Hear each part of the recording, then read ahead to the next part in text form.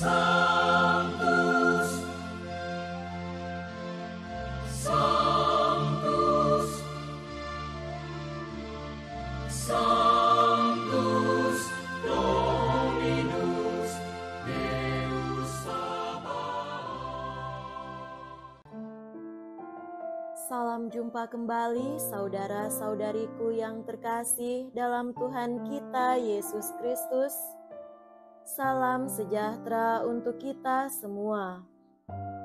Marilah kita mendengarkan dan merenungkan bacaan-bacaan kitab suci hari Sabtu tanggal 5 April tahun 2025, hari Sabtu Imam.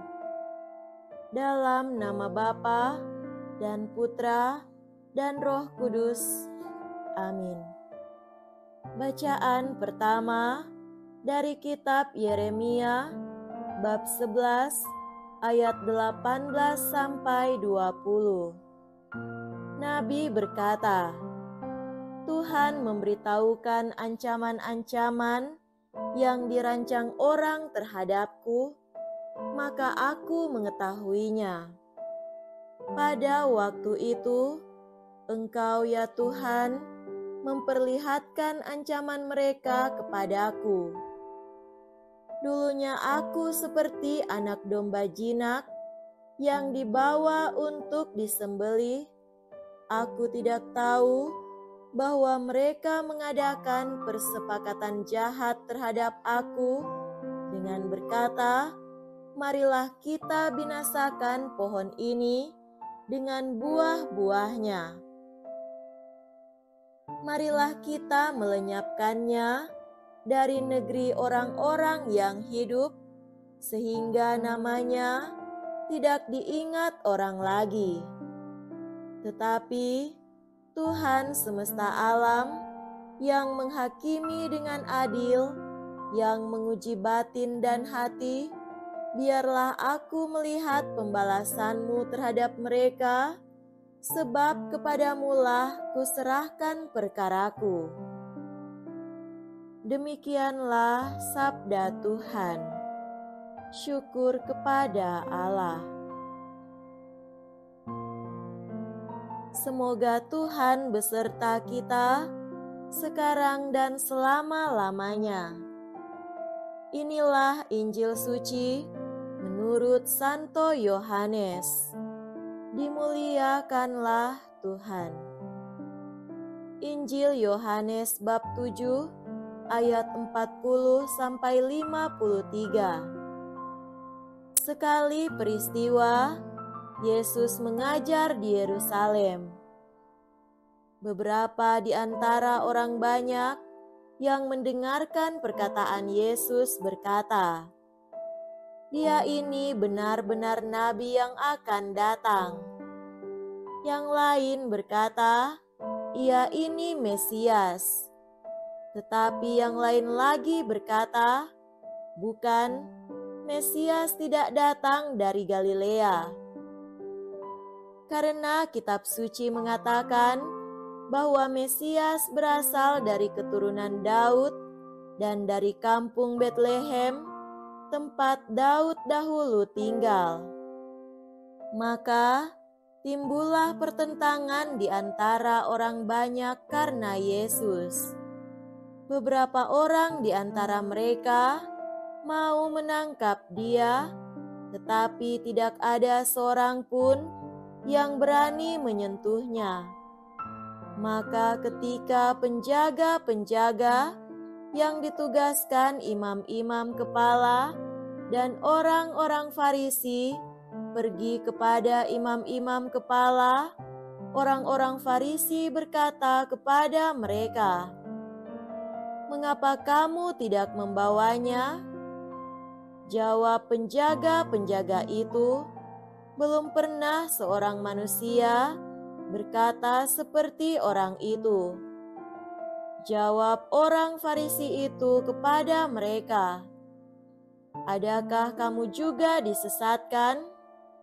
Adakah seorang di antara pemimpin-pemimpin yang percaya kepadanya, atau seorang di antara orang-orang Farisi orang banyak itu tidak mengenal hukum Taurat.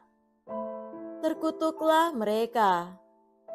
Nikodemus, seorang dari mereka yang dahulu datang kepada Yesus, berkata kepada mereka, "Apakah hukum Taurat kita menghukum seseorang sebelum ia didengar dan sebelum orang mengetahui apa yang telah dibuatnya?"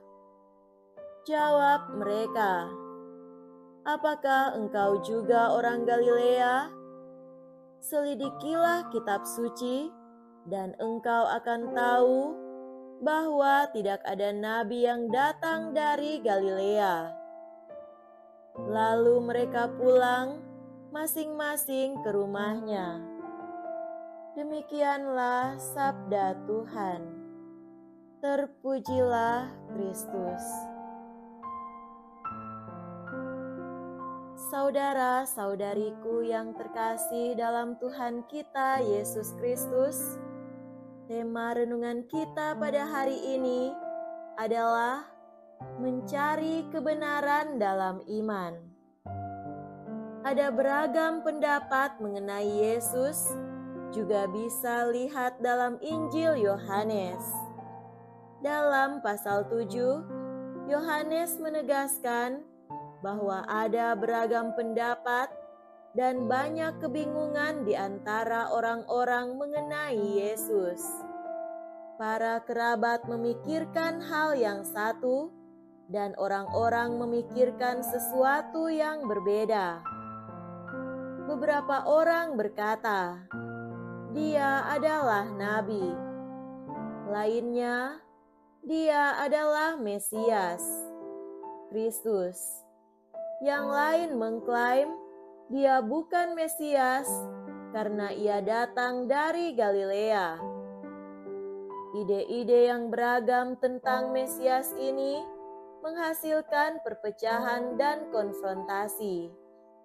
Ada beberapa orang yang ingin menangkap Yesus, tetapi mereka tidak melakukannya. Mungkin karena mereka takut pada orang-orang.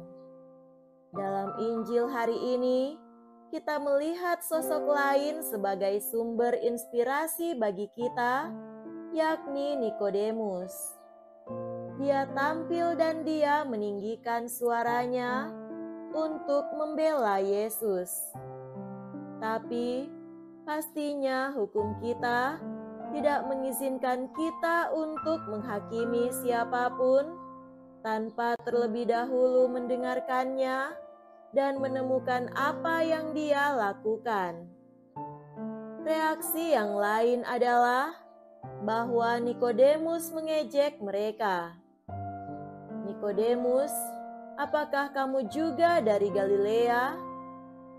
Lihatlah Alkitab, dan Anda akan melihat sendiri bahwa para nabi tidak datang dari Galilea." Setelah kematian Yesus, kita membaca bahwa Nikodemus membantu Yusuf dari Arimatea mempersiapkan tubuh Yesus untuk dimakamkan. Saudara-saudariku terkasih, Nikodemus berubah dari seorang pria yang takut bahkan untuk berbicara dengan Yesus karena takut pada para pemimpin agama, menjadi dia yang berdiri di depan para pemimpin agama hingga akhirnya bergaul dengan juru selamat yang tersalib. Ia berubah dari seorang pria yang takut dan pengecut kepada seorang pria yang bersedia meninggalkan status dan keamanan dengan mengakui Sang Mesias. Sebagai pengikut Yesus, kita juga harus melihat bahwa kita berada di jalur progresif pengudusan.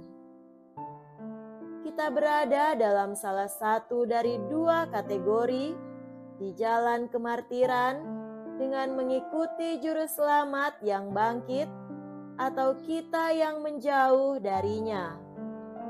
Mengikuti Yesus adalah panggilan untuk meninggalkan kemegahan dunia, sesuatu demi Dia, yakni ketenaran, status, keamanan, kenyamanan, dan lain-lain. Tuhan sendiri adalah penghiburan, keamanan, dan juru selamat kita. Apa yang kita lihat di dalam diri Nikodemus adalah sebuah transformasi hati untuk hidup bersama Juru Selamat. Kita juga perlu ingat bahwa pertobatan Nikodemus menunjukkan bahwa bahkan orang yang paling religius pun membutuhkan kelahiran baru. Kita sungguh membutuhkan kelahiran baru dari manusia dengan pandangan lama, pandangan sempit, pandangan dunia fana, kepada manusia baru berwawasan luas, berwawasan keselamatan. Semoga demikian. Amin. Dalam nama Bapa dan Putra dan Roh Kudus. Amin.